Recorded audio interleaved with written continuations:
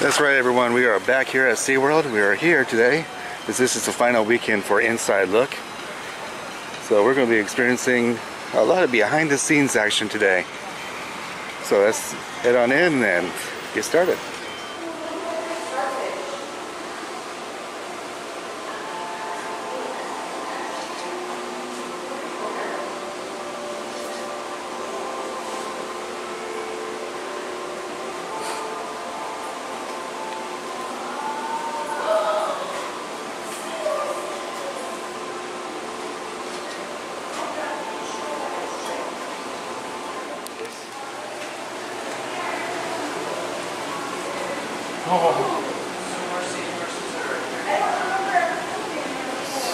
Be interested.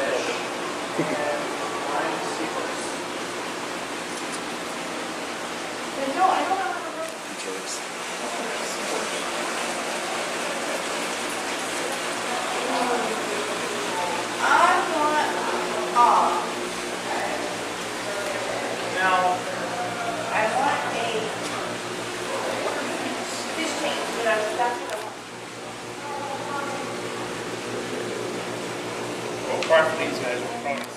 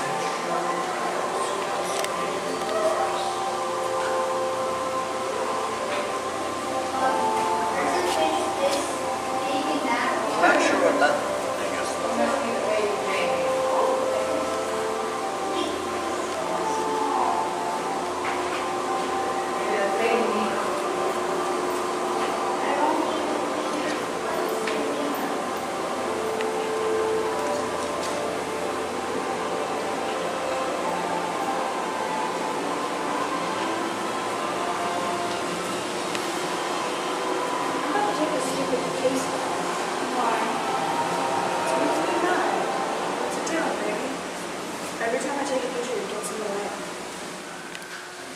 Now watch. See, she has like a little platform thing. Look at that. That's cool.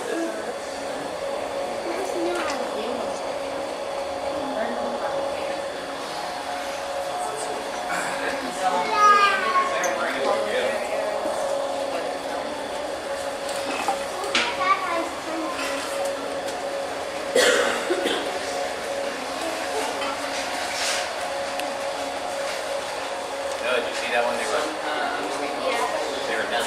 Hello, dolphin. It's just kind of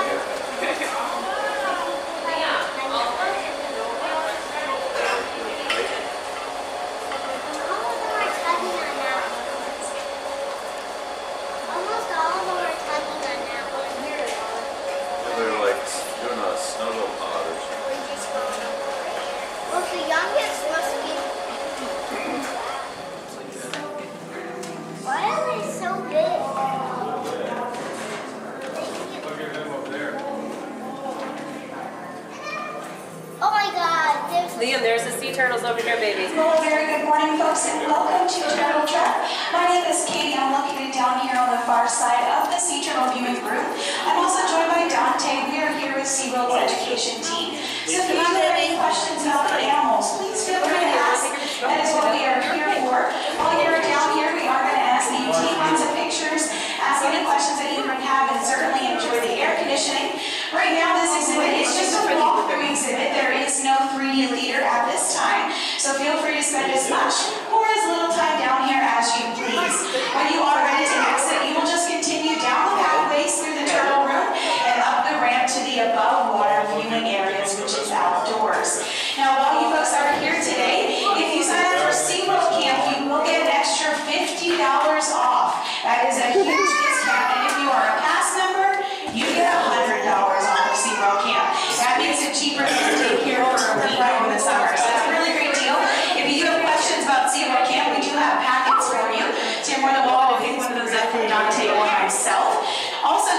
SeaWorld is having a special event for all of our guests called Inside Look, where you can get up close to behind-the-scenes areas that have never been open before to general guests.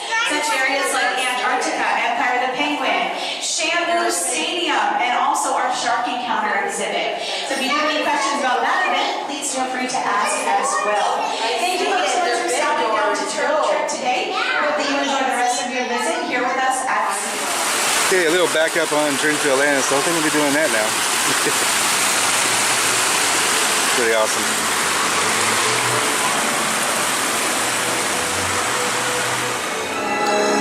Okay, as I mentioned in a previous video, I do not ride roller coasters. However, I am here with a friend of mine, and he is currently in line for Kraken, so I'm hanging out waiting for him. Then we'll continue our journey as we head to our first inside look location, which is Antarctica. So meantime, he's going to take a little ride on Kraken, and then we'll be heading over.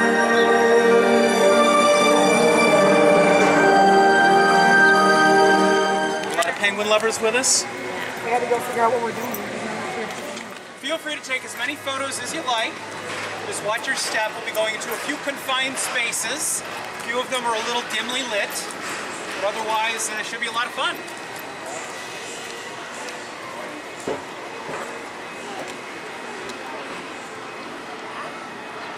Our first stop will be by the water filtration to show you how we keep their habitats clean.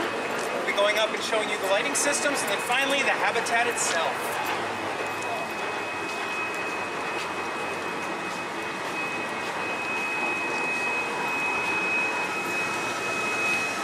Your little footpad, just walk right through it as you come in.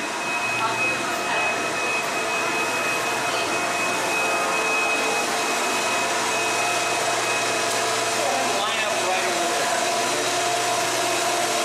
You also continue down to the big blue light there.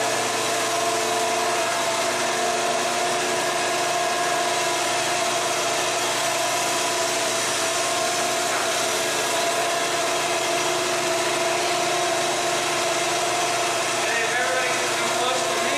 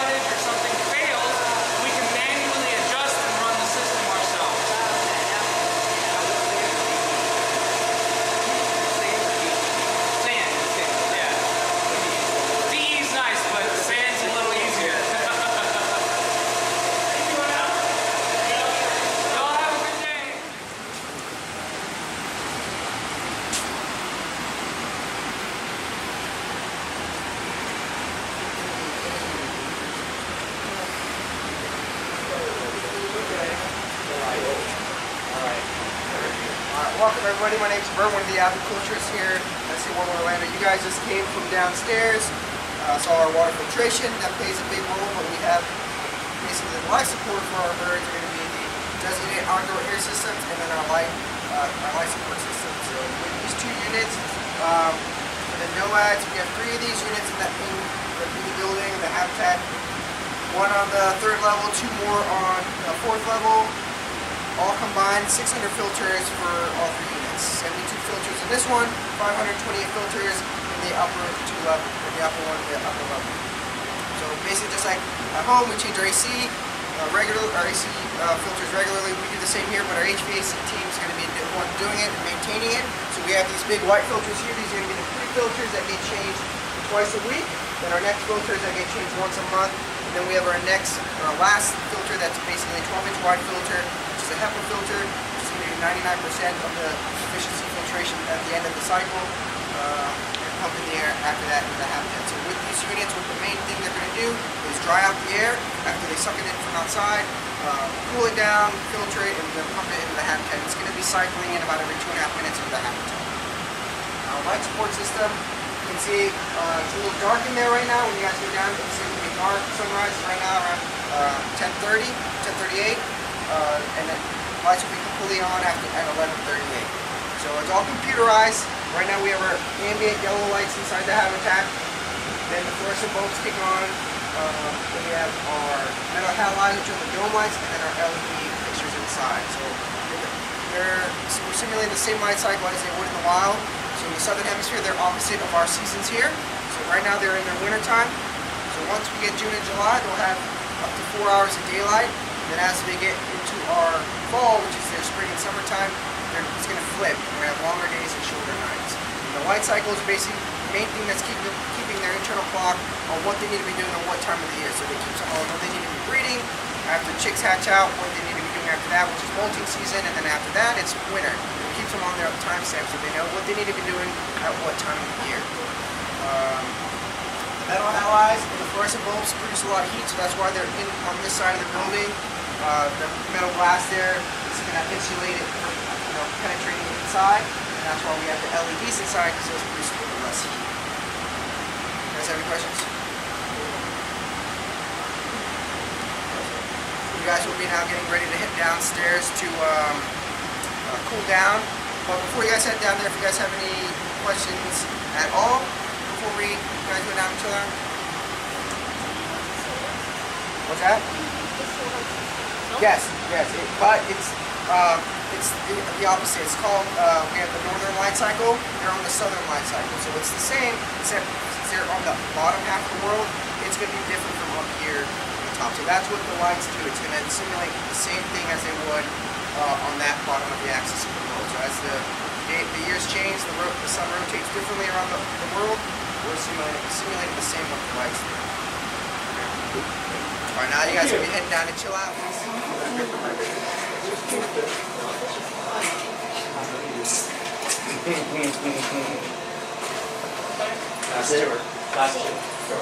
Okay, it's all right. Workout. My name's Mike. I'm with the agriculture staff, and we're going to go inside. And as you noticed, and Bert was probably telling you about the lights, it is dark inside. So just make sure no white photography while we go in. There's just one rule: don't reach over the barrier. Not all penguins are nice. Out of the 5 species we have, we do interactions when we do the puck up-close tours, usually with kings and rockhoppers. We don't usually do any of the brush tails, especially the Adelies, because they're more like pit bulls as far as their temperament. So they won't have anything to do with it. Even if we hand rear them, they don't. Once they're raised, they get you. And they've definitely got a lot of attitude. So when we go inside, we got to get everybody inside the corridor before we open the other door. But once you're inside, walk up to the barrier and take pictures and kind of loop around so everybody has a chance to look. You'll see the king chicks over in the corral. They're big and woolly. Right now, they actually weigh more than the adults do. You'll see how big they are. One of them, the oldest how old one's are they? One of them starting to fledge at about 5 months. He's coming up on 6 months. And they weigh more than the adults? Yes. Wow. Because during this time of year, natural environment, they would be abandoned Their parents will go to sea for the winter. Of course, that doesn't happen here. They just go to the pool. But but they're separated from their parents, so they can start dropping that weight off. Because we monitor how much they take in. But they would be abandoned during that time. Then the parents would come back in the spring and start feeding them again. The yellow ear patches coming through down on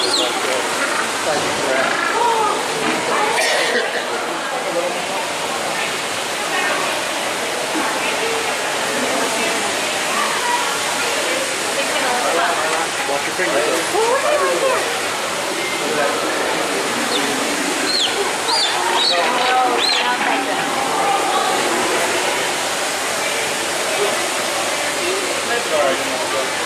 Let me see if So the adults have the smallness and the smallest ones and the most The smallest ones are actually the rock hopper.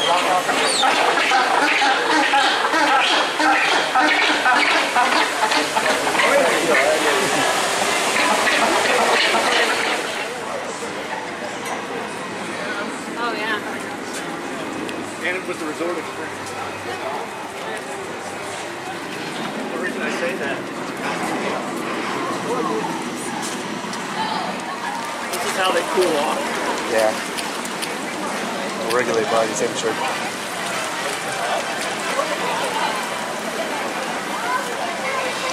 It's like, this is the life I get. Next up, shark encounter. Here we go.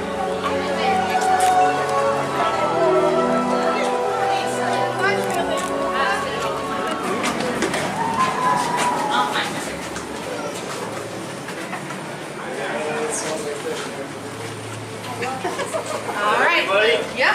Cool. How's everybody doing? Good. My name is Adam. I've been an aquarist here at SeaWorld for 7 years. So before we show you our main exhibit, our main shark exhibit, we thought it'd be kind of cool to have you guys see what goes into cleaning that exhibit. Out of this shop, our dive team cleans not only the shark exhibit, but Shamu, manatee, penguin, turtle trek, basically all the large exhibits in the whole park. They come in at 3 a.m. and they clean all the exhibits before the park opens, so it's fast-paced morning. But for Shark Encounter, mainly what we're in there cleaning is algae and like detritus and fish bones from our feeds when we feed our sharks. So one of the tools that we use to do that is called a hull scrubber. This is for cleaning hulls of ships and boats. We use it for the bottom of our exhibit to clean all the algae off. It's a lot easier with this thing. Yep. Very, very heavy. It's a lot easier than doing it with a brush, or we have a pressure gun too we use for a little more detailed work. Any questions so far? So we dive, like I said, we dive twice a week. So we don't dive with the sharks. We have a bridge up there, which you guys will see. We put a net down on the bridge, and we put the bridge to halfway across our pool. So one day, usually Tuesday mornings, we'll get in and clean one side, and the sharks will be on the other.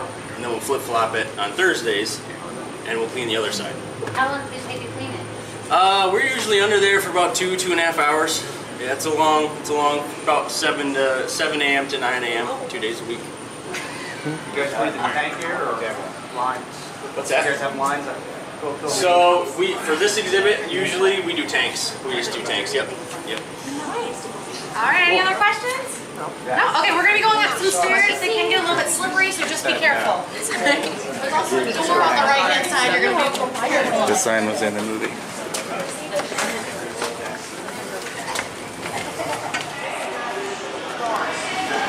Don't lean on this.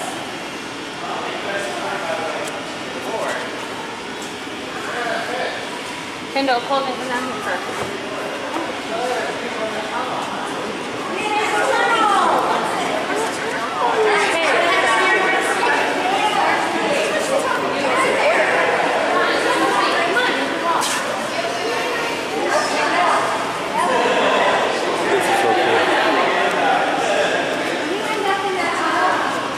You can afterwards, if you go out, just make a big loop around. You'll see a bird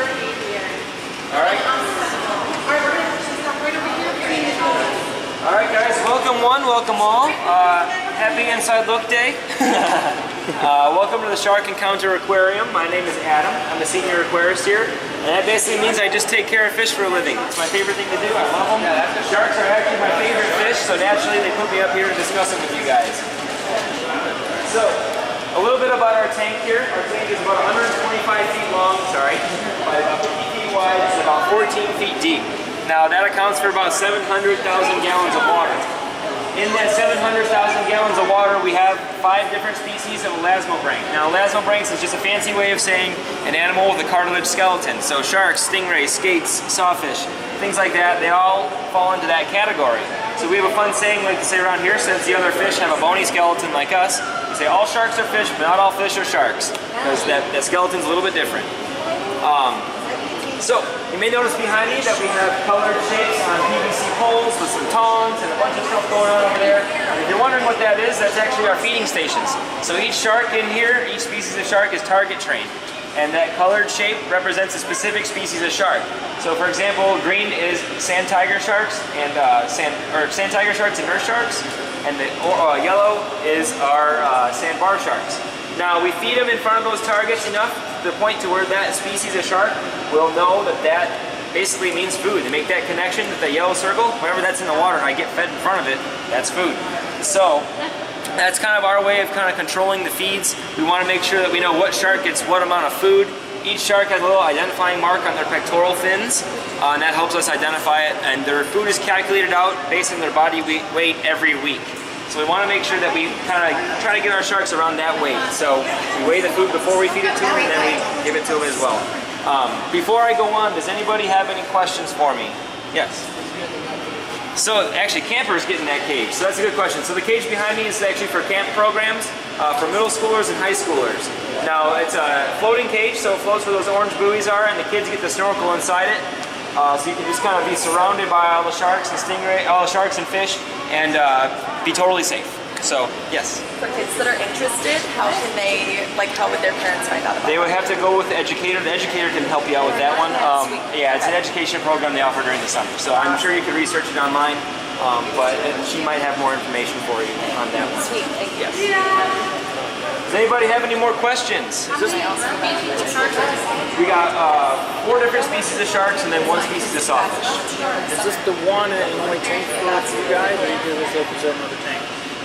For the sharks? Yeah. This is the one and only shark tank, like big shark tank, I should say. We have other smaller sharks and other tanks and stuff like that.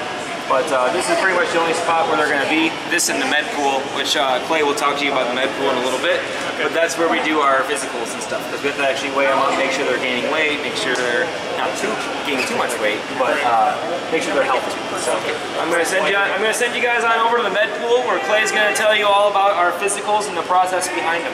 All right, thank you. No problem. Thank you guys for coming today. I appreciate it.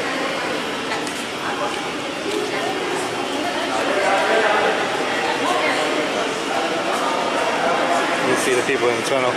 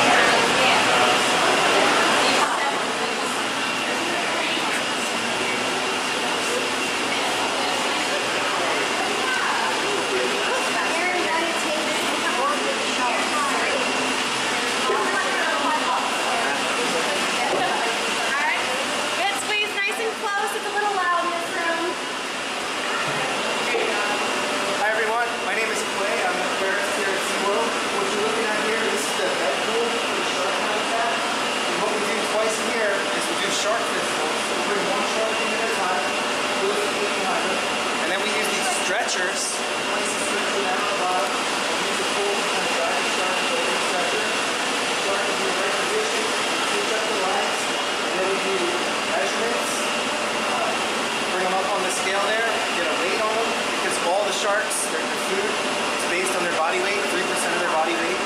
And so if a shark needs to have its diet adjusted because it's gained more weight, we'll do that. At that point also, while it's in the stretcher, we'll do a quick scan of them. We'll do all of our sharks here are microchipped, so we scan them. And then before we release them,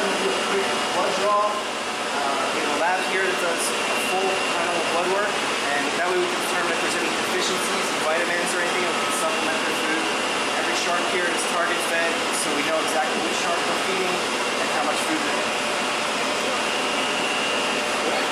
And also, before we release the sharks, we do a little water testing and temperature shows. They're walking the pretzel fin with something called silver nitrate. It stays on the shark for a while in the water. And on the right side is the males, the left side is females. The whole process is timed, so we don't want to handle our sharks for too long. And we do pump oxygenated water over their gills to keep those processes going on. Are there any questions about the medical? Alright, follow me up this way.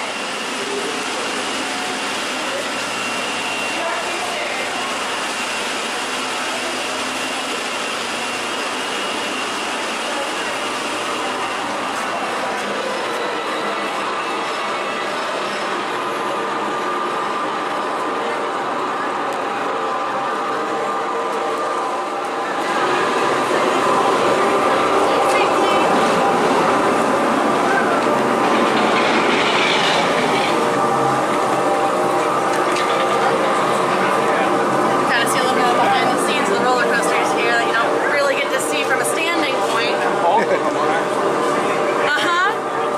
When you're riding it, you don't see how close they really are, and then you get back here and you're like, wow, yeah. There's the sharks.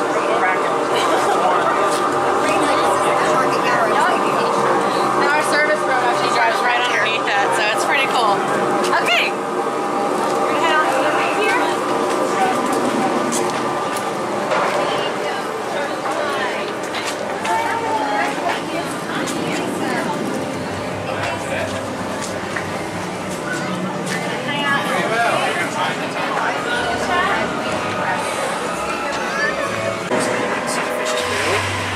But there is another bacteria that nature created that uses that nitrate system and breaks it down into nitrogen and oxygen. And this is where we find nitrogen and oxygen in the air. We're breathing it right now.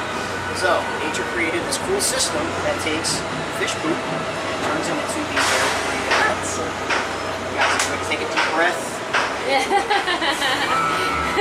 So all those bacteria are living on all the solid structures out in the ocean and here, so on rocks, on sand, even a sea turtle shell has bacteria on it. So it's just in the water, it's clean. How long did you say it takes to filter? 90 minutes, and we can actually process the entire aquarium. So basically 18 to 20 times a day, every drop of water has been cleaned. Wow, okay. How do you guys own is the ozone? Is it in like a powder form? No, it's injected. We have ozone generators that are injecting it into the water. Ozone is also bad for the animals and actually break down the gills. So we also use carbon to take care of that. We have foam fractionators, which are bubbling it to break it down, and head tanks. It's basically a big chamber the water is crashing down in, and that's basically destroying those ozone particles and releasing them out as oxygen. Great. Yeah, the sand, even though we're cleaning it every couple of days, it does still get gummed up eventually. So basically, every 2 years, we'll actually take all the sand out of each one of those. 2 years, wow. It's not my job, so I don't care how long it is. Actually, we have big vacuum trucks that come in and suck it out. Trucks are there making the show. That's good. 2 years, that's a long time. It is, yeah. Very cool. That is neat. Okay. Thanks. You guys can head up that way. Thank you. Thank you. Okay, we were on top, now we're down below.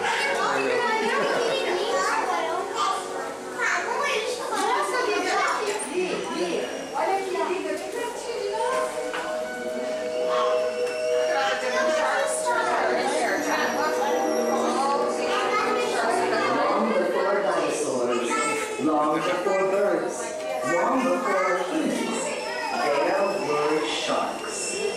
There are more than 450 different types of sharks, all so different in size, shape, color, diet, speed, and habitat. Tour going on.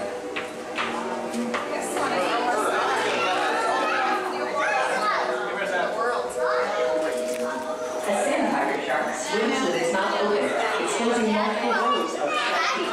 Looks scary, but don't worry. It just has so many teeth that it can't close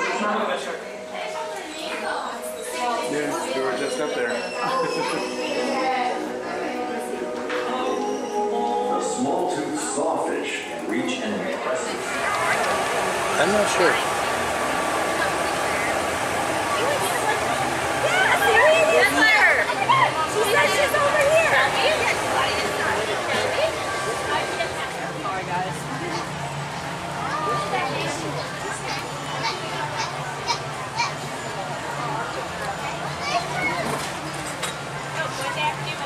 How's everybody's day going so far? Good. Anybody can do the other inside look spots yet? So, definitely not in the U.S., but I keep seeing a lot of locals. So did anybody else do the inside look last January?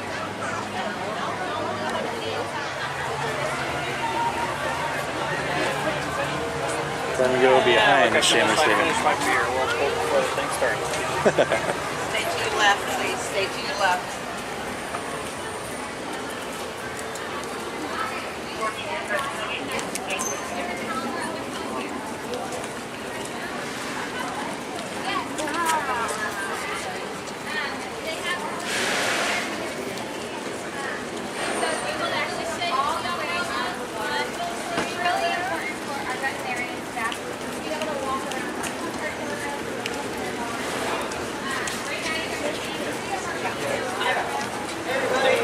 Come on down, find some shade. You can find it. It's the hot commodity. 5 years with our killer whales here at SeaWorld. I've also worked with seals, sea lions, walruses, otters, penguins, so I have a varied background. So we're really excited to bring you backstage here to give you kind of insider's look into how we care for our animals here, specifically the killer whales today. Our stadium here has 7 different pools. We letter all the pools so we can tell them apart, starting with our show pool, where you'll see One Ocean later today. Hopefully that's A pool, and we have B pool behind me, C is across the way, D, E, all the way through G. So 7 different pools here. And we have over 7 million gallons of salt water that is filtered every about 3 hours. So a heavy filtration system. Our facility, we have 5 killer whales that live with us, 2 males and 3 females. This is our male pod behind me right here. We change our whales day in terms of the combinations of pools that they have access to. So right now, our boys have access to 2 different pools, B pool and C pool. So we can just open or close gates to change the configuration. So our 2 boys, this is Makayo. Makayo is 8 years old and he was born here, as is Trua. And Trua must be in C pool across the way. Makayo, he weighs about 3,500 pounds. Trua is our largest whale. He weighs 5,800 pounds. And both of these guys have a lot more growing left to do. They'll probably weigh between 9,000 and 12,000 pounds when they're fully grown. As trainers, we have different kind of areas of expertise. So my area here at our stadium is I'm in charge of the whales' diets and the whales' weights. I keep track of how much they weigh. So my day here today started at 6 a.m. preparing all the food for our whales. Each whale eats a different amount of food based on things like whether they're a male or a female, whether they're still growing or not, their measurements. So we measure them twice a month with actual measuring tapes. If they're still growing, we measure them up to 15 or 18 years old. And then we weigh them every other week. So culmination of all that growth information and also their behavior helps us to decide how much food each animal gets. We make that decision with our vets here. So little Makayo is in this pool. He eats 95 pounds of fish every day. And then Trua, at 5,800 pounds, he eats about 140 pounds of fish every day. But for the next couple of years, as they continue to grow, they'll probably eat over 40. So we just continue to increase the diet as they grow and develop. So it's a lot of food, and it's really cool for us to watch them grow and figuring out just the right perfect balance of food in their diet. We want to make sure that our whales have a nice balanced day, so they're not doing the same thing every day, and they're not doing the same thing every show. So shows are actually kind of a small part of our day as animal trainers. Today we have 3 different shows, and they'll do different things in the different shows, different segments, and different behaviors as well. Hey!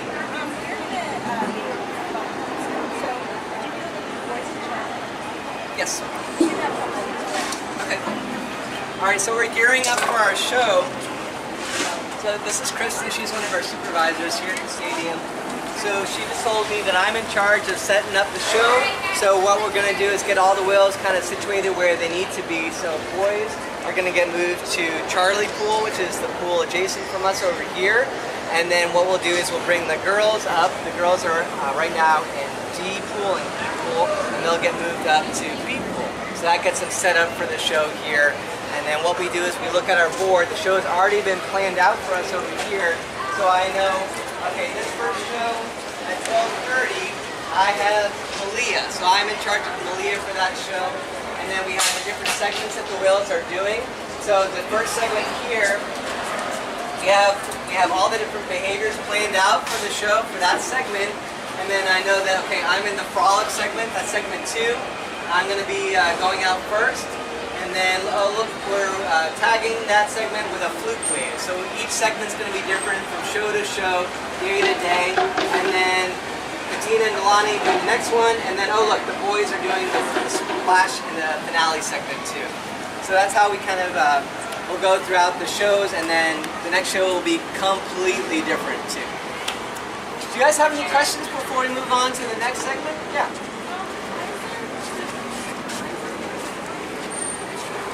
Their dorsal fins can have different shapes depending on the whale. With our boy whales, like True over there, their dorsal fin can get to be over 4 feet tall. So sometimes gravity will make it bend one way or the other. There's no bone in it, it holds it perfectly straight up and down. And sometimes there's a genetic component too. So the Clio here, his dorsal fin looks very similar to his mom, Katina, and his sister, Lonnie too. Good questions. Okay, so we're going to have to head on to our next stage.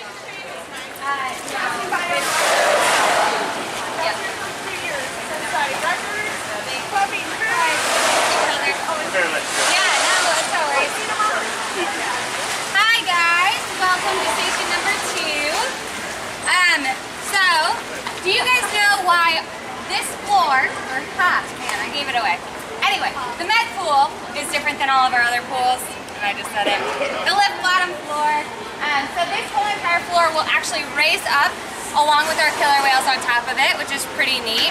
So this is very helpful for all of our husbandry behaviors that we do. And if our veterinarian staff needs to see their whole entire body, we can raise them all the way out on top of this floor, which is pretty awesome. So we do several different types of husbandry behaviors with our animals each and every day. One of the coolest things that we do and the hardest things to train was we actually trained all of our females to urinate into a cup every morning. All of our female killer whales, and that way we're able to track their cycles, which is pretty awesome. And from having them here and knowing their cycles, we have Katina, who's had 7 killer whale calves right here at Shamu Orlando. And from there we know that females will be pregnant for about 18 months. And when they give birth, the calves are about 350 pounds and about 8.5 feet long, which is pretty big, right? They're moving across the way. In this pool that's open, you'll see Nalani, Malia, and Katina. Katina is our oldest killer whale, about 43 years old. And then along with her is Nalani and Malia. Nalani is my favorite killer whale, and she is actually Katina's daughter, which is pretty neat. And so then some of these, from this medical pool, we were able to do several different types of research studies with these guys. One of the coolest ones that I've ever heard was we had a male killer whale here, and we would ask him under the water, and we would play an underwater tone. And if he heard that tone, he would actually blow bubbles. So we were able to see the killer whale range of what they can and cannot hear, which is pretty cool. So we would go into a box and put those little earphones on and press that button every time we could hear something. Same thing pretty much. But we gave that information to people who made propellers out in the wild, And so they were able to make the propellers sound so they could actually hear them out in the wild, so they wouldn't get hit by boats, which is pretty neat, right? Yeah? Another research study that we have done, which is pretty awesome, is we're actually able to take blow samples. So they'll blow onto a petri dish, and we're able to see what grows with that on a healthy killer whale. And then we're able to get blow samples from animals out in the wild by holding a petri dish on a big long stick, and once they take a breath, we'll put it over there and see what grows on that.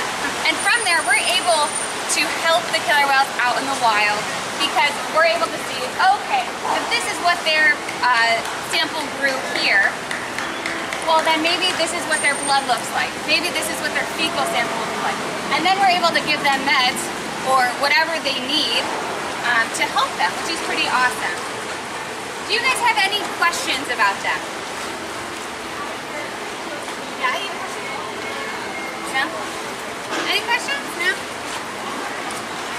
All right. This specific study I was talking about was for J50 or scarlet out in the southern residence pod, which, if you guys know anything about them, they're dwindling in numbers. They have only about 75 left, but they just had a killer whale count, which is pretty awesome. Another study that we've done is we have had this guy named Dr. Fish, funny enough, but he makes boat propellers, and he was trying to make a more efficient boat propeller. So he studied how our killer whales move. So we had them fast swim, or move really quickly, and he figured out how to essentially make a propeller really efficient, just like these guys move out in the wild, which is it's really awesome stuff. But it looks like you guys are gonna head over to station number 3.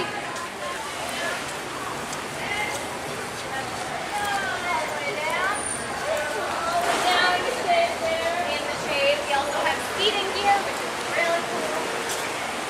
Why this is the best station for sure.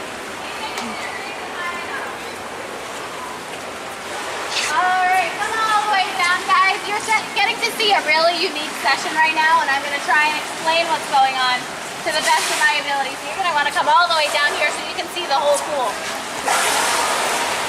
Alright, hello, my name is Mimi. I'm one of the trainers here at Shamu Stadium. And we can enrich our animals' lives in a couple of different ways. Enrichment is just a fancy word for changing up the environment. Now what's really cool about this session right now is that normally we work one-on-one with our killer whales. So there's 3 killer whales in this pool. So normally we would have 1 trainer with each of those killer whales. And we're doing something a little bit different right now. So we have 1 trainer in 3 different locations, and they're interacting with all 3 of our killer whales in each of those spots. So we want to make sure that not only are killer whales getting different pools to play in, we want to make sure they're getting all of those killer whale toys, but we want to keep their interactions different too, so they never know what's coming. So they're moving very quickly. These guys can swim up to about 28 miles per hour. And so what's happening is you'll see that our trainers are sending our killer whales on different behaviors, but they never know who they're coming back to. So the trainer that sent them on the behavior is not the trainer that's asking them to come back. It's a different trainer. So Joe has them over there on the bridge right now, and Joe has some ice in a big bucket for them. Just a little bit of a different texture. Oh, and we're actually, this is pretty cool. So we just opened a couple of the gates to give them access to different pools right now. So we give them access to different combinations. If you guys come back to our show, for our show a little bit later, you'll see that we have 2 things on either side of the stage. We call those our slide overs. So we can lift up those slide over bars so that they can go to different pools that way instead of just swimming through the canal, which is kind of cool. And they have a whole lot of fun doing that. One of my favorite things for us to do is put ice blocks on those slide over bars, and we call that ice block bowling. So they like to knock things off of that. It's a whole lot of fun. Now, one of the most important things as trainers, how many of you guys have dogs at home? Yeah. So, do Do you guys have pongs or anything like that, or treat balls that you put things inside for your dogs to work on? Same thing with our killer whales. If you take a look over to the left, you'll see those killer whale sized toys that have holes in them. We can put fish and ice and jello on the inside of there, so they can either work by themselves to get all those treats out, but they can also work in groups. They can also use that teamwork to help get all of those treats out. It's a whole lot of fun. Now, our killer whales all do have different personalities, and they definitely have preferences for their favorite toys. Katina, who's our matriarch, she's 42 years old, about to turn 43. She's our most successful mother, having 7 killer whale calves, and her favorite toy is the blue ball. Not the red ball or the black ball, it has to be the blue ball. And sometimes Katina decides to keep that for half an hour during her normal playtime. Sometimes she decides to keep that for 9 hours, depending on what she wants to do during the day. Sometimes that's the only thing that she wants to do, and that's okay. So, it's our job as trainers to find out the different things that our killer whales really seem to enjoy. And over the course of working with her, we found that Katina really likes that blue ball. But Truo, one of our other animals, he likes toys that he can pull around, like strap toys. So what he'll do is he'll take that toy, he'll bring it all the way to the bottom, and he'll let it go and watch it go back up to the surface. And then he'll grab it again and bring it all the way down to the bottom, and then watch it float back up. So, whereas one of our other killer whales, Malia, has no interest in doing something like that. She would prefer something like what we call a puzzle toy or a killer whale pinata. So we can actually stick toys together using jello. Yeah, and they have to use teamwork to pull it apart. Malia really seems to enjoy pulling those different toys apart, and if we've stuck jello on it, she wants to get all of those tiny little pieces off. Whereas that takes too much time for Truo. So, just like your dogs, they're all different. Alright, so it looks like it's time for you to head out. You're actually going to be heading back with our educator. Thank you so much for joining us at Inside Look, guys, and make sure you check out all of our different Inside Look areas. There's 6 of them today. Yeah, you're welcome. Thanks for coming, guys.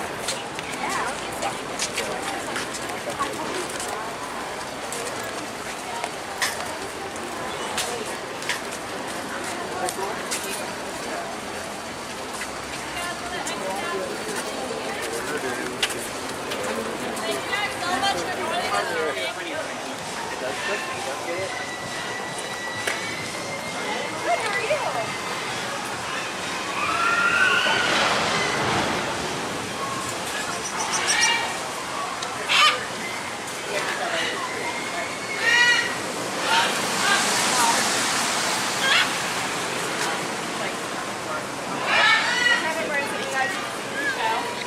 We're just having a little playtime. Alright, so welcome to Dolphin Theater.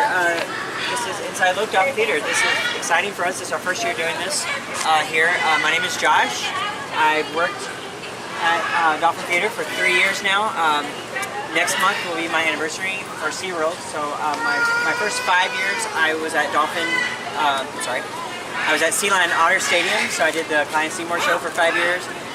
5 years that, 3 years of this, so my 8-year anniversary is coming up. I'm going to just mention these little lovely ladies here, the birds and the trainers. If you've seen our show before, back at our last show, Blue Horizons, did everybody know that show? Anybody know that show? Blue Horizons was our show before Dolphin Days. Ran for like 12, 13 years, really long run. We introduced our birds with that show, and they are still participating in the show, which is very lucky. But this is some of the birds. They're blue and golden macaws. They're just having a little fun time with their trainers. Right behind you is where they live. They can also spend time. You see some guys in there, Ronald and Elliot over there. So yeah, these are the shows. These birds are actually contracted. They're not SeaWorld birds. The company is based in California. So what we're going to do is see our facility. It's going to be about 8 to 10 minutes to get around. As you see, there's not a lot of shade. So if you are feeling faint, find some shade, you can come right back here and take a break, but we'll make our way around. So you guys follow me this way.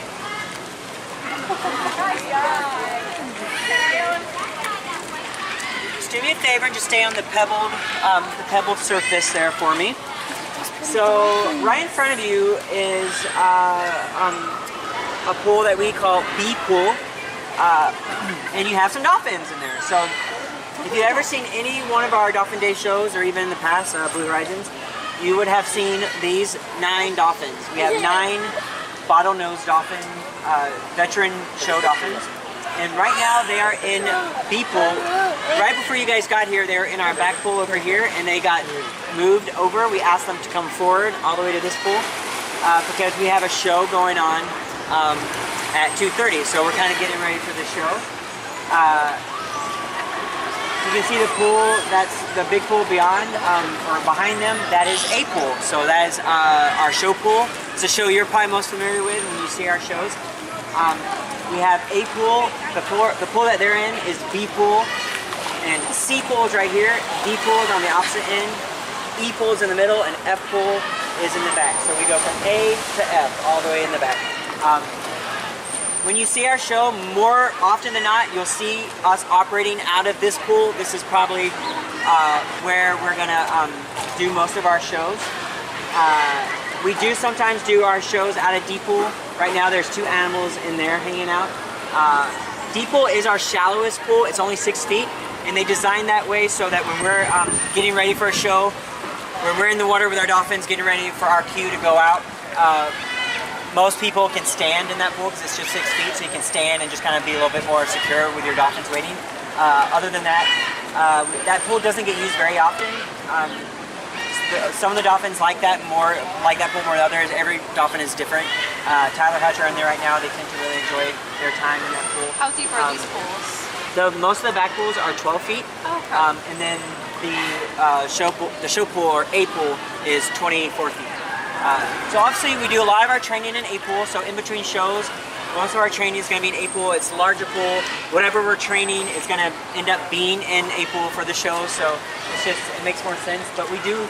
I train a front flip with one of our dolphins in this pool, so we can train in any pool. So size really doesn't matter. All these back pools are very important because it helps us with our flow of the day, and we try to change it up so they're not always in the same environment all the time. The only thing that we do have to keep in mind is we do keep our 2 pods separate. So we have 9 show dolphins, so we'll call them our show boys. That's how we refer to them. And then we have our non-show boys, which is the dolphins that are in training to do show, and they're all back there. With the exception of 2 of them are, as I mentioned, in D pool. So the 9 and the 6 do not integrate. They are 2 different pods. She's going to see the birds. Yeah. So we'll go ahead and actually move over here so I can show you the most important pool of our whole facility. We have like a little lost toy or something. So that was the body? Whatever, but that's fine. So, this is called, technically it's E pool, so right, we have A, B, C, D, E, and then F. We don't refer this to as E pool, we really call it our medical pool, because on the opposite side here, you'll see that white floor. That is a false bottom. So that floor, using water pressure, we just move our valves around and it can come all the way up and create a floor. So all of our dolphins, all 9 show boys and all 6 non-show group, they all go into this pool voluntarily. And even in some sessions, we'll even let them go for a ride. They ride all the way up and then ride back down. It's important to keep that reinforcing, because if a dolphin were to get sick and need a medical attention or a medical procedure, that's where it's going to happen. And it happens there if our vets need the dolphins to be out of the water. So that's how we get them out of the water. We just raise the floor. The vets can do whatever they need to do, and then the dolphin just goes right back into the water and then out. So it's the most important pool that we have, for sure. And then the second most is probably A pool, because that's where we do our shows and where you guys get to experience them. So right now, as you can see, we have this pool and this pool. So C is open to F. So if our supervisor is actually over there right now, says, "Hey, bring the show boys to F pool," we know that means to bring them all the way back here. And if she wants them to have access to C in F, we can just keep these gates open. You see that gate is chained open right now. So that just means that they have this whole environment. So these dolphins can choose to stay here and swim around, or they can choose to come up to Sea Pool and talk to our show boys. While they are not compatible, where we don't mix the groups, they can have access to each other through the underwater gate. So they can talk to each other. They do it all the time. I don't know what they're saying because I don't speak dolphin, but they will talk to each other in between gates. So they can see each other, they hear each other, but we do keep them separate as two different groups. Okay, so right here you'll see to my left-hand side is our office. That's where we kind of do all of our show plans, everything, and on the right is our fish house. So let's go see what's going on over here. Yeah. Ever interchange the dolphins from the you guys have? Yeah, so that's a good question. So he just asked, do we Let me answer that in a second. This is a live action, so we'll see. So this is Liz. She's actually one of our supervisors. She's a legend at SeaWorld. If you ever saw Jaws 3, she was in the movie Jaws 3. She has years and years and years of experience. So right now, what she's doing is just kind of having, we would call this like a playtime session where there's no clear focus. They're not learning a certain thing. There's not a goal of the session besides just kind of having fun with them, right? You know, she's asking for different behaviors. So you have 4 dolphins here. You have Oscar, Roca, Scott, and Jackson. And these 4 dolphins are part of our non-show group, right? So before you guys got here, they were actually in A Pool having free time. And before that, they actually did a training session in A Pool. So they did their training session in A Pool, and now they're spending some time back here. So you can see she's asking them, hey, come follow me. They're gonna go into that canal.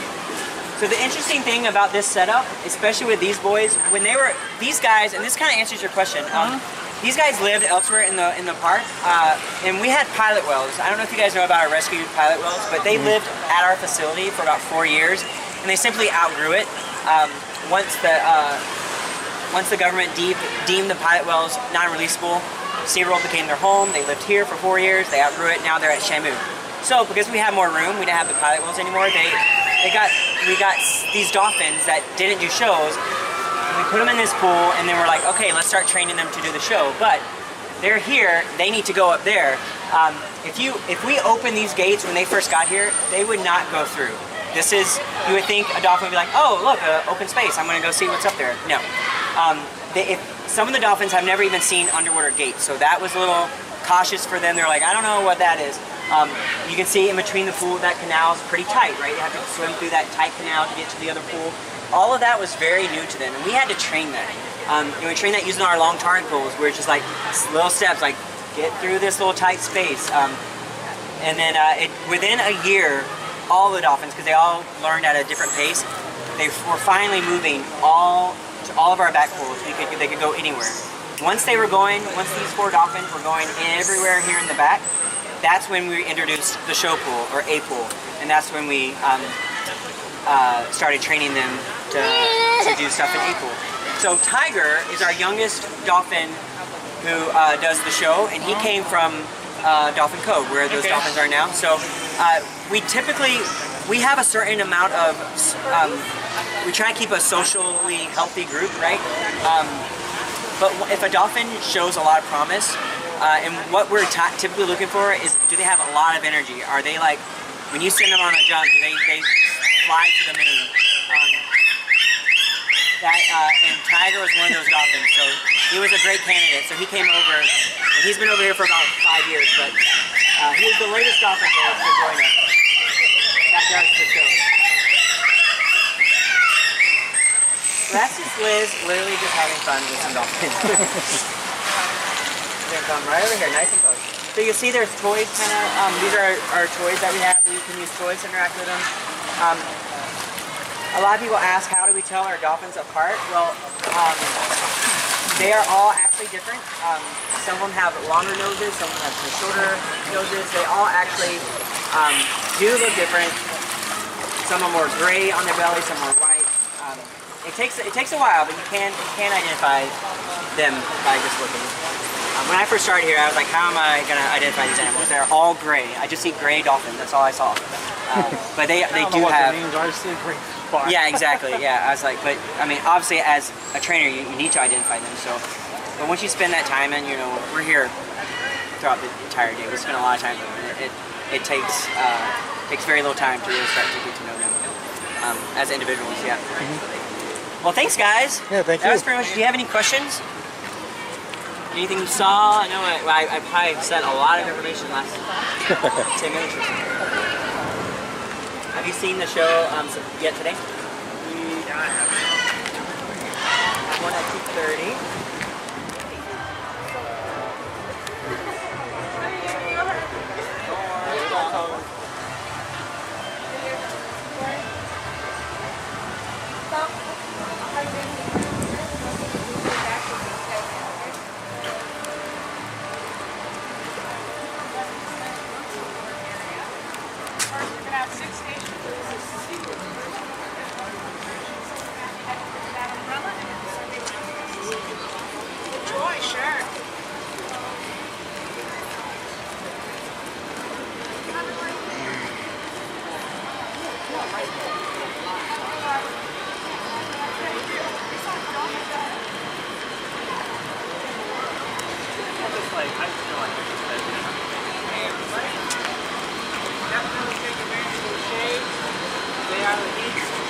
Sun.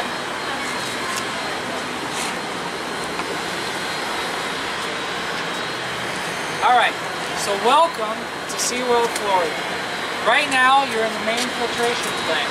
Now the reason why it has that name is back in 1973, this is where the action was. This is where everything happened. This was the main filtration for the site back in 1973. This area services Key West, Dolphin Nursery Pool, rescue pools, as well as Pelican Point and Whale and Dolphin Theater. So those are all fed by the system, and those are feeding the system. So in total, between the pools, the basins, and the filtration system, there's 3 million gallons of salt water. That 3 million gallons of salt water takes between 2 to 3 hours to pass through the filtration system and return back where it came from. Now, this filtration system is 22 sand filters. Each sand filter has a bed of sand in it, and it's a very, very fine sand. So all the very small cracks and crevices between the sand particles are trapping the particles in the water and cleaning it. So after the water passes through the sand bed, it passes through the bottom of the sand filter, and it goes to our ozone contact area, where we inject ozone. Ozone is 3 oxygen molecules that are bound together, and this ozone attacks residual particles in the water and helps clean it. Now, ozone is hazardous for the animals. We can't put it straight back. So what we do is we take this ozone and we destruct it into oxygen, which is a common part of the atmosphere. We breathe oxygen. So once it's oxygen, it's free to go. So this water that's been cleaned, that has the ozone removed from it, is sent back to the animals for them to live in. Now, right now, it's nice and sunny. Most people, when you're walking around, it's hot, it's sticky, it's muggy. Most people don't like that. Here in Florida, for the operators, we love sunny weather. It's easier to manage. Because what happens is during hurricane season and during rainy season, we get torrential downpours. We could get 4, 6, 8 inches of water at a time falling into our basins. And what happens is our salt water then becomes more fresh, and the volume of salt water grows. We can't have that because we only have so much space to fit the salt water in. So if our salt water keeps growing, we won't have space to put it. So what we do is we use a system called reverse osmosis. Most people are familiar with that with water treatment, where you take fresh water out of salt water and you drink the fresh water. Well, we do the opposite. We take the fresh water out and we put the salt water back in the system to keep it. And then whatever fresh water we take, we use for other programs. We use for irrigation. We use for cleaning. All kinds of different purposes. Now, all the salt water that's here has stayed here since 1973. We don't dump salt water because it's harmful for the environment here. it harms the plants and it harms the animals. So we keep the salt water here on site, and we balance it. We measure it, we make sure the balances are correct for the animals that are living in it. Do you guys have any questions? How often do you choose the sand with filters? So it usually takes about 5 to 10 years for the sand to go bad in the sand filters, and that's when we change it. So everything here is manually operated. There's no computers operating the plant. So there's always somebody flipping valves, watching dials, and adjusting. And so when we have to change the sand in a sand filter, we can manually adjust it so the flow from that sand filter is distributed among all the other sand filters. And that way we can shut it down, because it takes a bit, at least a week to replace that sand. We got to remove all the old sand and put the new sand in. We also do a lot of cleaning and repair work while we have that sand filter in.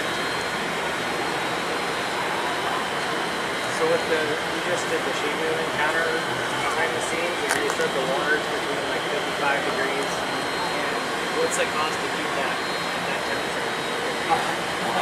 It depends on the system. So this water right here, we're running at about 72, 73 degrees in the winter, and then in the summer it can get a little hotter because of the heat. I don't know the exact cost off the top of my head, but obviously it's less with this system, but it is a significant cost. Because again, it's 3 million gallons of salt water. So to keep that at temperature, when most of the pools are out in the atmosphere and exposed to sunlight, can be rather tricky. So it is a significant cost. But that's also why it's important for all this manual upkeep and maintenance of the system. In order to be able to handle if a hex system, a heat exchanger system breaks down, or a sand filter breaks down, we need to be able to operate it manually. So that's why they've never really changed it away from manual operation for this site, because it's so critical. We have so many different schools that are relying on it. Alright, well if you guys are ready to see some rescued turtles, you can continue down to the brown umbrella, but before you get to 7 on a huge like coach private bus that drives you. How do you do it? It's not until the 3 or 4 cars after the changes you can go all 4. Having a good day so far? That has a hydraulic floor. So what that means is we can have that animal go into that floor. We can actually raise that floor, and that would allow us to use the animal. So there's our turtle area here. So we're going to head back up to the turtle area in just a minute. Meantime, in this area we have 2 juvenile black sharks that you may see in here. They're only about this big. And then we will go over to the camera. Right now the tail is broken. Go really close and you might see them.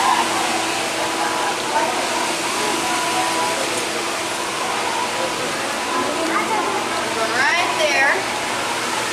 Oh yeah.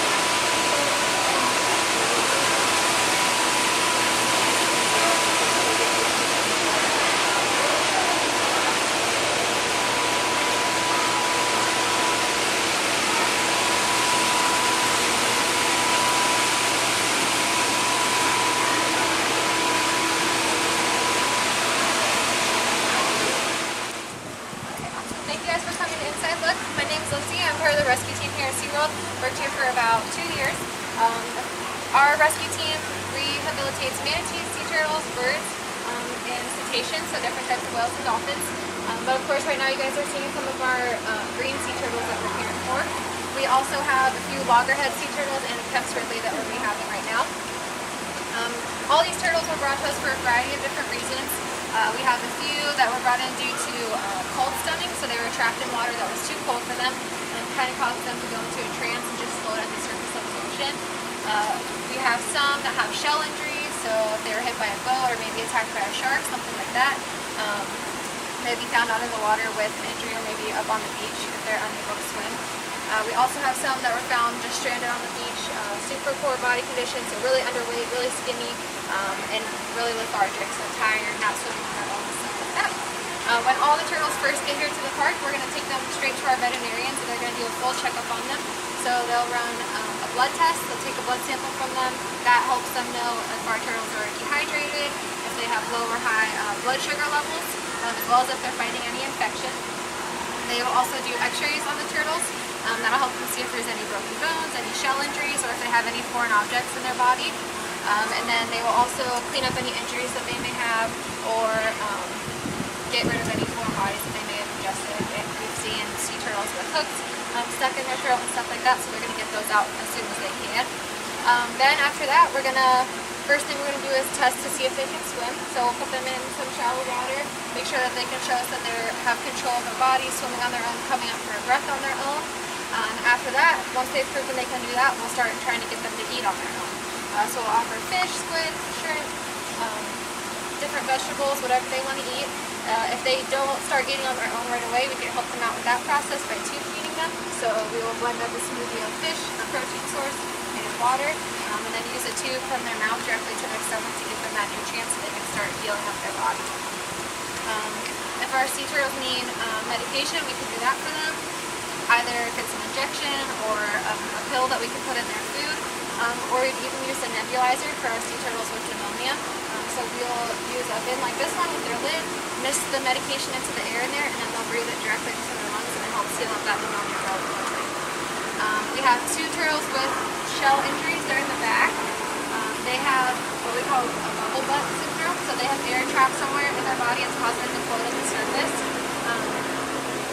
To help them out with this, one of our team members created a little turtle vest. So they're both wearing their turtle vests that have pockets in the back that they can put weights in, and the weights will actually help them get lower into the water column and hopefully work out that gas. When our turtles are healthy, ready to go back to the ocean, we'll do a last checkup on them, look at their blood work again, make sure there's no more infection, make sure all their wounds have healed and that they're a healthy body weight, and then we will fit them with microchip and a little tag on their flippers, and we'll send them back out to the ocean. So the tags help us know if the turtle needs to be rescued again. We'll know that we had them here before and what their medical history was. But hopefully they stay out in the ocean and enjoy the rest of their turtle lives over there. Do you guys have any questions?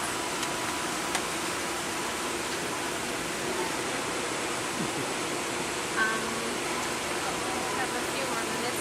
We will use honey treatments a lot for them. So if they have a shell injury, we'll clean it out really well and then put honey over the injury. That helps draw out any bad stuff that got in there from the ocean water, and then helps keep out any further infection from getting in here. How old are these turtles? We don't know for sure how old they are, but we just know that they're not full-grown adults yet, so 7 adults. We have one green turtle that you guys might see as you're walking through your spot. He's like way bigger than you guys. He's like 5 years old, and he's still not a full-grown adult. So yeah, I think Sea turtles can live a really long time, right? Up to 8 years. But the craziest part about them is their eggs will be laid in like clutches of like 100, anywhere up to 200, but only one egg out of that whole group will really make it to the dolphins. No problem. You can kind of see his vest now. We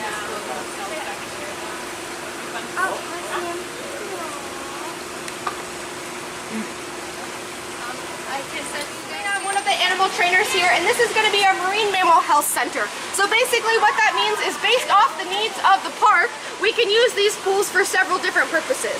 So we've had dolphins back here, we've had manatees back here, and we've even had pilot whales back here before, when the pilot whales very first came to SeaWorld here in Orlando. Right now we do have dolphins. So we have dolphins in this pool, in that pool, and in the back pool over there as well. So you'll see we have several different pools, varying sizes and all of that based off the needs of the animals. Now, we routinely do health checks with our animals every single day, as well as physicals about 4 times a year. So similar to us, when we go to the doctor, we get weighed, they draw blood from us. We do the same thing with our animals. So drawing blood from the animals is going to be a very, very important behavior that we do with them. If you guys have gone to any of the other inside looks, you're going to hear all the trainers talk about husbandry behaviors. And that's because those are the most important things that we train with our animals. So being able to have the animals participate voluntarily in their own health care allows us to take care of them and then have them live nice long lives. So if we draw blood from an animal and it comes back a little off, if the white blood cell count is elevated or anything like that, we do have our vet staff here who will consult with us, and we can find out a treatment for whatever's going on with the animals. Some of those issues might be things like respiratory issues. Dolphins actually don't have hair inside their blowhole, which will be on top of their head. That's kind of like their nose. There's no hair in that, so anything that's in the air can go directly into their body there.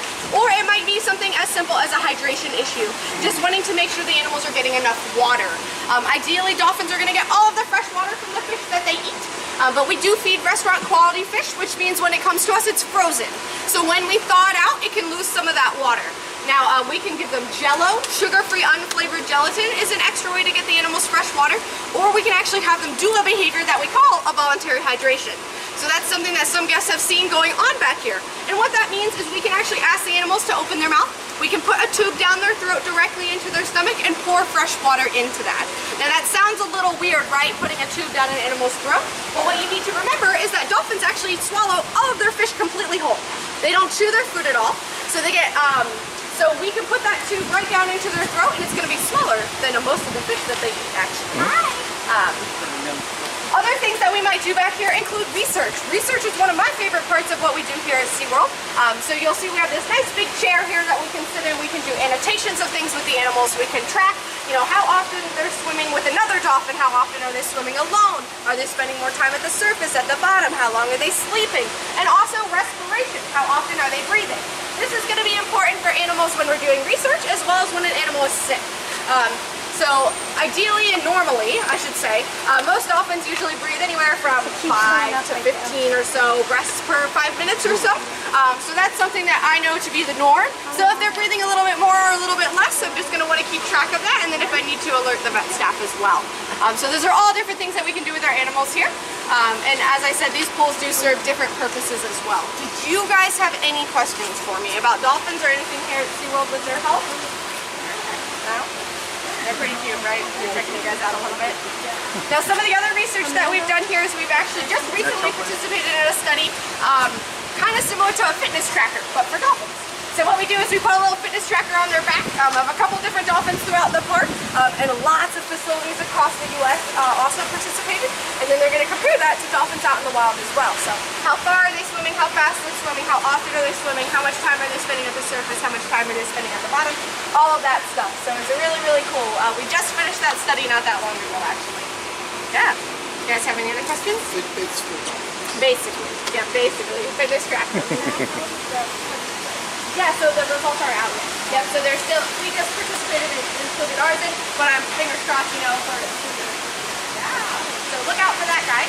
I'm going to pass you guys off here, okay? So what you're going to do is you're going to go around the pool here towards that sign that says Aquarium Health Center, that really big building there. There will be a little pathway, go right through there. To the right, you're going to see a garage door that is open. That's going to be in our aquarium center, and that's going to be a our special building.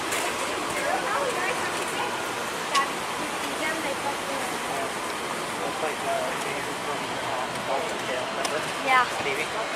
Oh! It's like a van.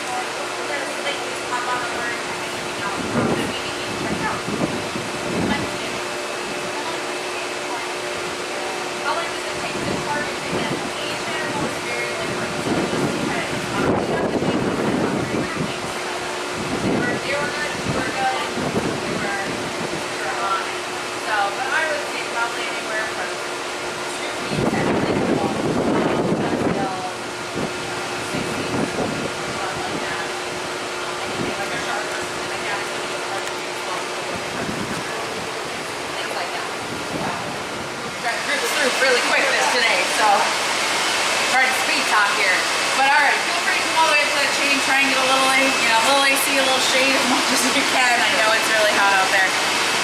But anyway, my name is Letitia. I am a senior one aquarist here. I've been here for just under 12 years now. And what you're looking at is aquarium quarantine. So basically any shark, fish, or ray that is new to our park is going to pass through this building first before going on to its exhibit. We want to make sure that everybody is happy, healthy, bug-free, germ-free, etc. before we send them on to our resident collection animals. And so basically we're going to keep them here for a short period of time. We're going to monitor them. We're going to make sure they're eating and defecating and swimming properly, doing everything that they should. And then we'll transfer them to wherever is best suited for them. Another reason animals come to this building here, through here, is if something is pregnant. So that's usually something that's pretty fun for us. So basically we're going to kind of see whatever is the best birth plan for mom, basically. So that if that might be in her current exhibit, then we'll leave mom in her current exhibit, and then the babies might come see us after she gives birth. If the best place for her to give birth is down here, then we'll go ahead and bring her down here to see us. She'll give birth, we'll keep those babies for a little while, monitor them, give mom a good checkup, and then send mom probably back to wherever exhibit that she came from. I don't know if you guys have been to Discovery Cove or heard on the news about our baby eagle rays that were born recently over there. They're really super cute. I know it's been going around Facebook a lot lately, but our sister park over at Discovery Cove. So those baby eagle rays were born over the reef there. That was the best place for them to be born. And then those babies came over here to see us. So we were able to make sure that they were eating properly, defecating, and everything like that. But most importantly, we were able to target train them. So basically, we had a green rectangle that we were able to place in the water and then put their food with it. And eventually, they learned that that green square, this green rectangle, meant food. Then we were able to get in the water with ourselves and hand feed them with that green square in front of us. And so then once that occurs, then they can go back to Discovery Cove, because Discovery Cove is a very large reef system.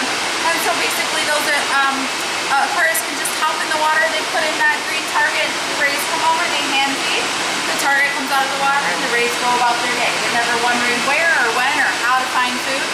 They know if that target is there, it's time to eat. If the target's not there, we're done. Another reason animals might pass through this building, unfortunately, if something does get sick. I mean, we all do our best, but just like you guys, just like humans, everything and everybody eventually sometimes gets sick. And so we're going to bring those animals down to here and just give them a good checkup, physical exam. Our vet services are located right next door, so it's really convenient for them to be able to just hop on over. They might be getting an exam or blood work or x-rays or anything that you would see kind of in a human hospital can happen here with us as well. So a little bit about what you're seeing behind me. So this building kind of keeps going that way, so the pools keep going. But up front it's kind of your smaller tanks, so any small fish are going to live up front, sharks or rays. And then as you get bigger, pools get bigger as you go towards the back and into the back corner. So anything that kind of is a little bit bigger or kind of medium size can go back towards there.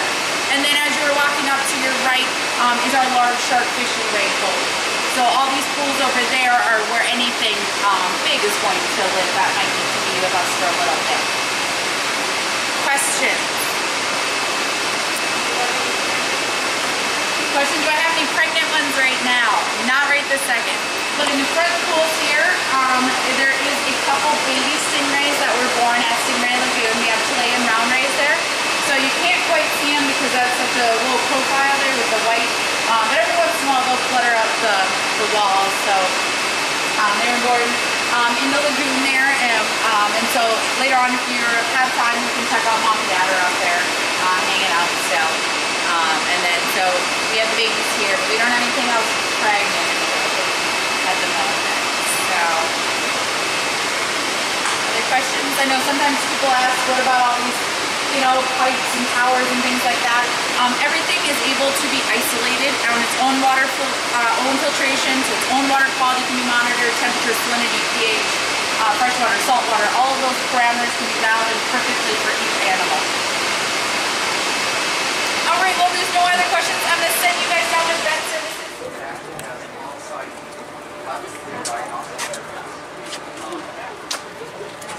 Look at that big bird. I don't think that's big bird. Big bird's like blood work, they might swab their ear or nose or throat or something, take a urine sample maybe, and then they send the sample off to some mysterious facility somewhere, and then a week or two later they call you and say, these are your results. We can provide the same answers that you were just provided right here, in some cases within 30 minutes or less. So that gives us the advantage from a speed standpoint and quality standpoint because we're focused on the type of results that we expect to get that are on the physical time. Us laboratory people are on call all the time. In general, we're 365, 6 a.m. to about 6 p.m. type of operation. But as everyone knows, emergencies can happen at any time, so we have to be willing to and available to come in at any moment's notice. So do you have in-house veterinarians that work here all the time? We do. We have 4 full-time veterinarians. We have 3 full-time vet technicians currently. There's a 4th position that is open currently. Vet techs. Do you guys hire vet techs with experience? Prefer experience, yes. So go to www.seaworld.com and look up career opportunities. Because I know I'm trying to get a vet tech job over there at the shelter in Tallahassee because I'm volunteering on the vet team right now. You're certified and everything? I'm trying to get it. So right now I'm on the vet team volunteer team and I'm working with animals, helping out with surgeries and stuff.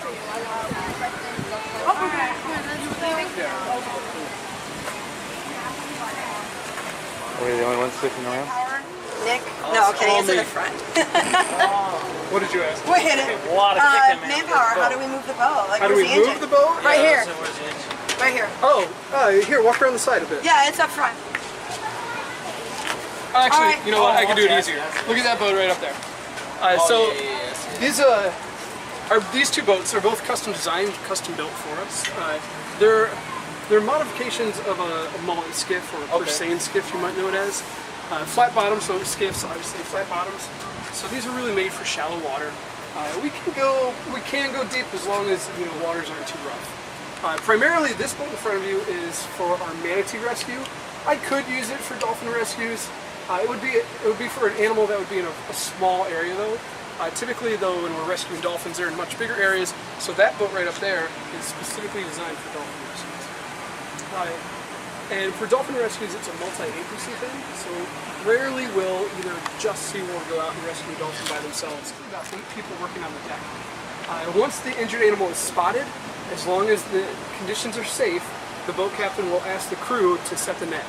To do that, we'll take the transom, this is the back of the boat, take that out, stick it up front, and then throw that orange buoy out into the water. The captain will then drive in a circle around the manatee. The main idea is we're going to try to lasso them in the net.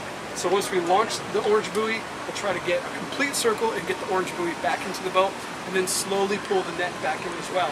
Hopefully the manatee comes with the net, and once it gets up in the boat, we can start to assess it. Now, I'm kind of making it seem really nice and easy. It's easier said than done. I always tell people everything and anything that can go wrong on a rescue will, so we always want to be prepared for anything. Hi guys, you can come up in the shade. That can take, that needs immediate care, whether that be a critical injury or a minor one. If it's a minor injury, maybe they have something wrapped around their flipper or their muzzle or their tail. We can just cut that off and send them back in the water. If it's a critical injury and they need long-term care, we'll then have to drive the boat back to the dock, and then we'll load the manatee, take it off the boat, load it into our beachy van or the box truck right over there, and then drive it back here to SeaWorld for care. If we're full and we can't take care of that animal, we can also drive it to one of our partners here in the state that also does critical care work with manatees. That would be either Miami SeaWorld, Jacksonville Zoo, or Lowry Park Zoo over in Tampa. So behind me, this is a different type of transport unit. There is, sorry, this radio is just ringing. Florida Aquarium doesn't participate in that anymore. Florida Aquarium, no, they've never rescued manatees. I don't know if they rescue, maybe otters, maybe turtles. Oh, they do definitely do turtles. And how come Epcot has 2 manatees? Epcot's part of our partnership as well. Now, Epcot is not a critical care center. So Epcot is a strong partner in what we call the MRP, the Manatee Rehabilitation Partnership. So let's say either SeaWorld or Lowry or Miami that we get overloaded with manatees, and we have some that are healthy but not healthy enough to be released. They need a little bit more care. Then we could move them to a facility like Epcot or a marine laboratory, and they could display them for a little bit. They can take care of them, and then when they're ready to be released, they get to go from there. So manatees can be transported out of water for as long as we need. They have really good muscle support on their belly. Whales and dolphins don't have that luxury. They have no muscle support on their belly whatsoever. So when you see a beached whale or dolphin, the reason that animal is in trouble is because all that weight from their back is slowly crushing themselves. And what that means is that when we rescue or transport a long distance, a whale or dolphin, we need to do that in water. So this is called a cradle. Now cradle comes, they come in all different sizes and shapes. This particular cradle would be the size for a beluga whale, or a pilot whale, or a small killer whale, so this is a large cradle. Normally this is not open on the side here. This is only open for you guys to see inside. There are these poles. Normally there would be a stretcher suspended from those poles. Now if we're moving one of the park animals, those animals are trained to swim into the stretcher, and then a crane can lift them up and place them into the cradle here. If it's a rescue animal, we'll have to roll them on their side, squeeze that stretcher under them and roll them back into it. This would be filled with water about this high, and the idea is that we want them to be suspended or lowered low enough into the water that the water is supporting their body weight, not that stretcher. But I do want their blowhole to be exposed, so that way they don't have to waste energy lifting their head up to breathe. And we do call it a cradle for a reason. The whole idea is that they are being cradled or comforted, almost like swaddling a baby. So most of the time the animals, when we're moving them, they're nice and relaxed, and a lot of them just kind of take a nap. So once they're in, this could be loaded onto a flatbed truck and they could be driven where they need to go, or this could go on an airplane. Again, easier said than done. I'm kind of simplifying the whole process. It's quite a sight to see. Especially in that right? This one you can't slide down. Well, just the water's going to spill out. You're right. So up on this side and on the other side too, we have two removable pieces of equipment. We call them baffles. So as that plane takes off or lands, that's going to help keep most of the water in there. There is going to be some spillage, so we transport them in fresh water. Yeah. So that way, when the water does spill out, it's not going to corrode the vehicle that we're traveling on. So they can stand to be in fresh water for a Yeah, while. most cetaceans could survive in fresh water for about a month before adverse effects would happen. And what would happen to them essentially would they would overhydrate. Their cells are not really made to be in fresh water, so they're going to be absorbing a lot more water. That's essentially going to cause that cell to break down. So slowly you start to see lesions on the cetacean's body, and that would be leading to internal organs as well. It's a bad thing. So a month is kind of cutting it close. Sometimes when we have a whale or a dolphin that is kind of swimming in brackish water and found a tidal pond, one that's pretty much mostly fresh water, if the tide goes away and they get stuck in there, you know, it's kind of a judgment call for NOAA to decide how long do you give that animal before you call someone like SeaWorld and our partners to come in to help get them out. Because I mean, if the animal can wait for another high tide and swim themselves out, good.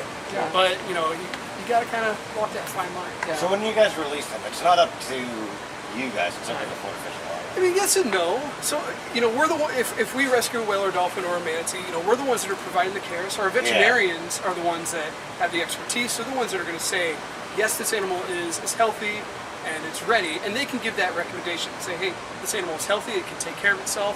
Our vets can recommend to the government agency for release. They'll ultimately, they can come back and they can say, yes, we agree with you, or no, we don't. Is it common for them to say, no, we don't agree? No. You know, we think of it as a partnership, so it's really people working together. Now, let's pretend that the animal can't survive on their own. Then a home will have to be found for it. The placement of the animal is totally up to the government. Like those pilot whales. Like the pilot whales, yes. So if you don't know, there's pilot whales over at Shamu Stadium. We rescued those pilot whales. We took care of them here. They were deemed non-releasable. They can't take care of themselves. So it's important to know that just because we took care of them, that doesn't mean that we get first dibs or we're automatically the home. Whatever facility will give them the best home based on social grouping and all other factors, they're the ones that are going to get it. Guys have any other questions? So you've got pilot whales for the length of their life now? Yeah, yeah. We had two mass strandings, 2011 and 2012. 2011 it was a pod of 20. I might get these numbers wrong. 1 year was 22. One was down in the Keys and one was more like Fort Pierce. 1 year was 23. Then the second year was 22, or that was reversed. One or the other. The first year down in the Keys, I think like 8 animals were brought into rehab. 2 of them were deemed healthy enough after about 2-3 weeks, and they got released. The other ones, unfortunately, were very sick, and a lot of them developed scoliosis. They were supporting themselves in the water, but they weren't moving enough. Yeah. And for whales and dolphins, atrophy causes their muscles to tighten, and that basically curves their back. Yeah. So one of them, probably one of my most favorite animals that I've ever taken care of in my entire life, her name was, we named her Hundi. We took care of her for about 2 years, doing everything we can to straighten out her scoliosis, and we made a good progress. She had been shaped, she was literally an S shape. Yeah. We got her down to a J shape, so she made a lot of progress. And then another one from her pod was also too young to be released. She didn't really have too much scoliosis. The next year, there were a lot of animals, but unfortunately it was only the young ones that were healthy enough to be rehabbed. Unfortunately, all the adults passed away, so there was no one from their pod, from their family, to teach them how to be a whale. So they're gonna stay with us.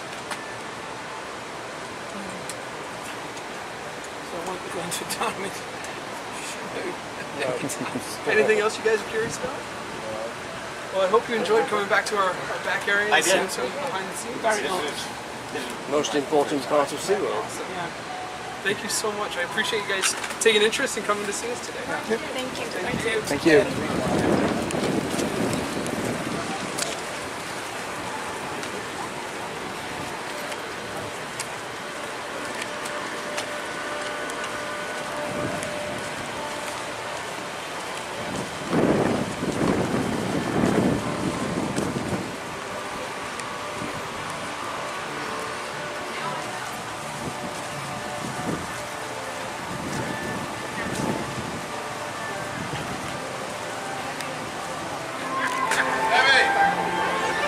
Okay, one more location.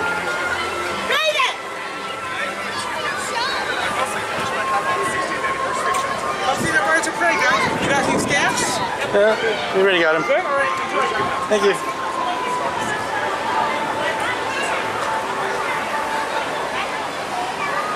This is a walk-in.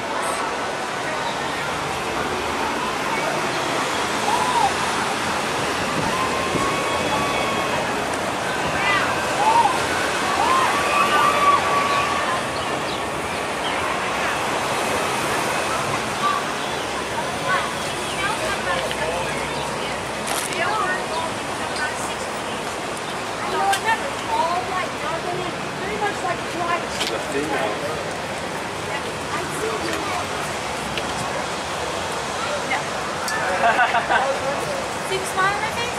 She's kissed me on both sides of my face. Trust me, I did. Somebody asked me how long did it take for us to get her to this position here. Many, many years. Oh, she saw me eat right. She saw me eat right. How can she kiss me for being a shark? That's a good question.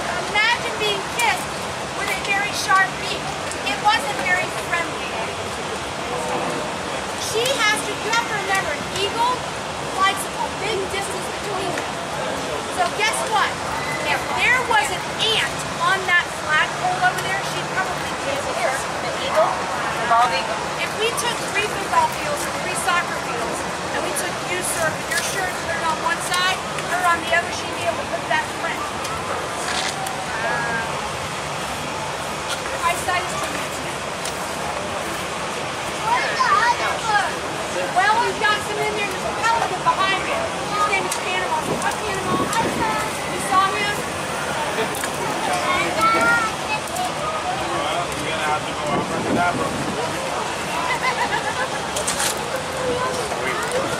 And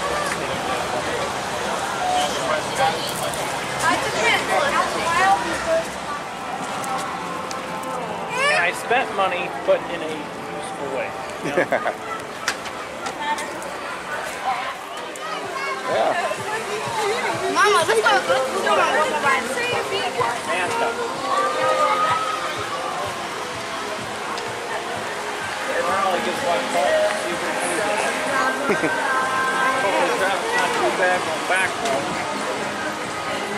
You never know with I-4. Alright. Are you heading back towards 27? Yeah. Yeah, me too.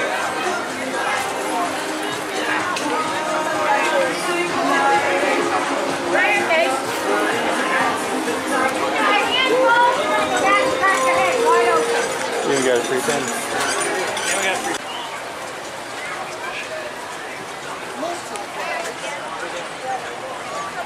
Don't throw it on the floor. Huh?